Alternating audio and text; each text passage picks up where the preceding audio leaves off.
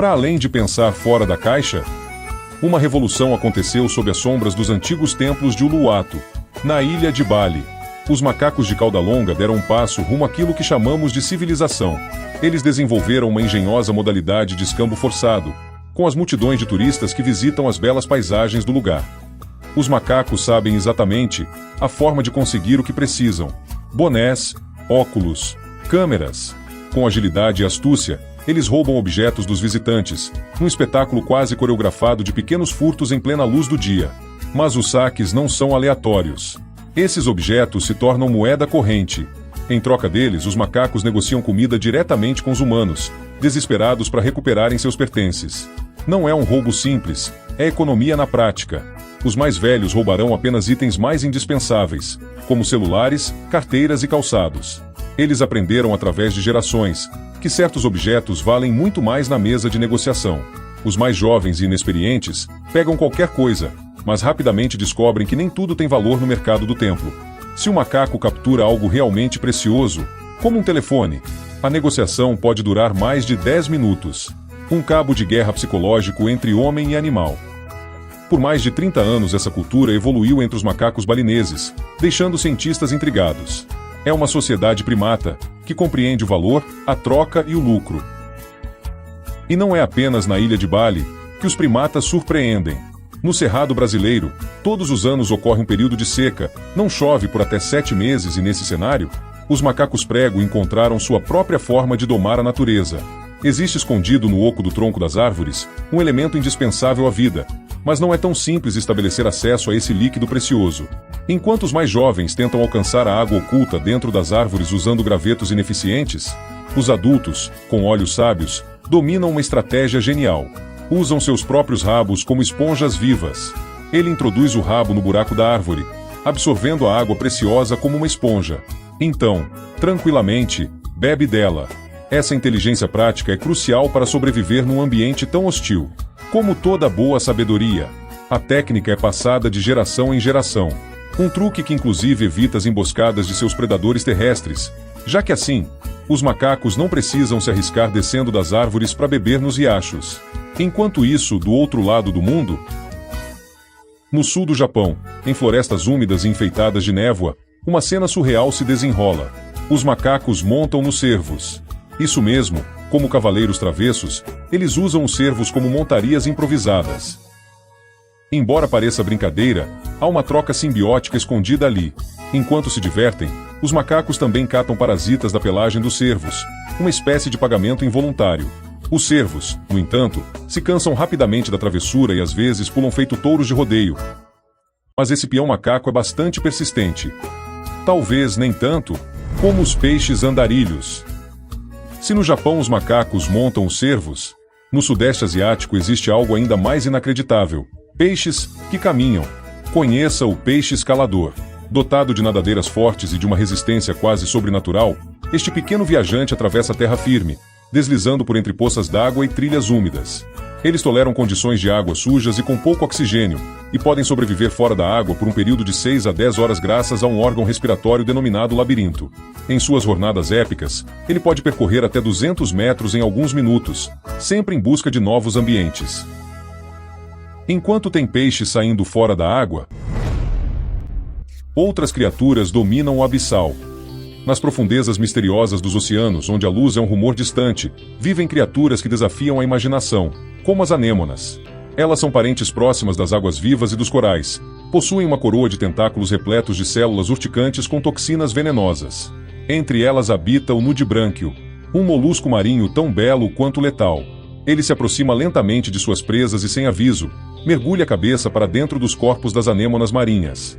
O nudibranquio devora suas vítimas de dentro para fora, indiferente às células urticantes destinadas a proteger as anêmonas. Mais surpreendente ainda, ele incorpora essas células de defesa da anêmona em seu próprio corpo, transformando o veneno do inimigo em um recurso de defesa pessoal. Um ladrão de armas, uma criatura forjada com sucesso pela adaptação evolutiva. Na natureza, quem vê cara, não vê coração. Poucas criaturas dominam os oceanos com tanta imponência quanto a baleia jubarte. com até 16 metros de comprimento e quase 40 toneladas. Com seus sons misteriosos viajam por centenas de quilômetros, formando verdadeiras sinfonias aquáticas que os cientistas ainda tentam decifrar. Elas migram por milhares de quilômetros todos os anos, cruzando oceanos inteiros para acasalar ou dar à luz, e são conhecidas por demonstrações surpreendentes de empatia. Já foram registradas protegendo focas, golfinhos e até humanos de ataques de predadores. Mas nem mesmo um gigante pacífico como esse está salvo das forças mais astutas do oceano. Do outro lado dessa história estão as orcas. Não por acaso, elas são chamadas de baleias assassinas, embora sejam, na verdade, o maior membro da família dos golfinhos. Caçam em grupos altamente coordenados, como uma matilha de lobos do mar. E quando escolhem uma baleia jubarte como alvo, a brutalidade da estratégia beira o impossível. O ataque começa com um reconhecimento sutil. As orcas se aproximam, calculando distâncias, analisando comportamentos. Elas preferem atacar filhotes, pois sabem que uma jubarte adulta pode ser perigosa até mesmo para elas. Uma vez escolhido o alvo, a emboscada começa. Com sincronia perfeita, as orcas se revezam. Uma parte do grupo distrai a mãe, enquanto as outras mergulham sob o filhote ou empurrando para as profundezas. As baleias tentam proteger seus bebês com as nadadeiras, com o corpo e até com a própria vida. Mas as orcas são persistentes. Elas conduzem o filhote para longe, girando seus corpos em volta dele de forma que o impeça de submergir a superfície para respirar. Cometem esse ato pesaroso, muitas vezes nem é pela fome. Há registros de orcas matando filhotes de jubarte e comendo apenas a língua ou o fígado, que são partes mais nutritivas, e deixando o restante para trás. Um ato de frieza quase clínico, mas incrivelmente eficaz. É uma dança macabra entre predador e presa, onde a inteligência tática das orcas confronta os valores emocionais das jubartes. No fim, não é apenas a força física que decide quem vive ou morre nos oceanos. É muito mais uma questão de astúcia. Diferente das jubartes e orcas, que podem se deslocar por centenas de quilômetros em busca de suas presas, nem todos os caçadores marinhos podem viajar em busca de alimento. Alguns são obrigados a esperar. Tem um, em específico, que aguarda entre acúmulos de algas flutuantes que derivam pelo Oceano Atlântico. O sargaço é a única alga que vive toda a sua vida na superfície da água. Elas nunca se fixam no fundo do mar. Vivem presas umas às outras num emaranhado flutuante de caules. Nele, vive um predador oceânico fascinante, o peixe-sapo do sargaço. Cada parte do seu corpo imita as algas onde se esconde. Mas ele é um peixe que não sabe nadar. Suas nadadeiras são feitas apenas para segurar no sanhaço, daí ele passa a vida inteira nessa jangada vegetal. Ele espera semanas por peixinhos menores buscarem abrigo entre as algas, e por mais que demore, uma hora os peixinhos virão se abrigar no sanhaço. E o peixe-sapo, graças ao seu estilo de vida sedentário necessitando mesmo de pouquíssima energia, simplesmente se estagna e aguarda pacientemente. Ele tem uma chance a cada 2 semanas de se alimentar. Só precisa que a presa se aproxime a poucos centímetros de distância. E embora ele fique quase invisível, a paciência é que é fundamental. Nada de fazer movimentos bruscos, já que a fome está vencendo sua persistência. E cada ataque precipitado pode gerar mais uma semana de espera até uma próxima oportunidade. Uma hora, vai dar certo. É só ter a paciência do peixe-sapo. Existem ainda diversas outras espécies de peixe-sapo, e eles conseguem caçar praticamente em qualquer lugar. Podem se disfarçar, se misturar no ambiente e até fingir que não são nada mais que uma parte do cenário. Mas há um peixe-sapo com uma tática ainda mais avançada. Eles vivem entre meio aos ouriços do mar flamejantes, que são protegidos por espinhos venenosos letais. Pequenos peixes se aproximam deles porque entre os espinhos, quase podem ficar a salvo de seus predadores. E esse peixe-sapo se aproveita disso. Sua aparência enganadora é uma obra de arte, escura e espinhosa, bem similar à de um ouriço do mar. Agora ele lança sua isca. Basta um peixe curioso se aproximar, e seu destino está selado. Sim, a natureza criou um peixe que caça exclusivamente entre ouriços do mar. Aliás, esses são os mesmos ouriços que os caranguejos adoram sequestrar, carregando-os nas garras como escudo contra predadores.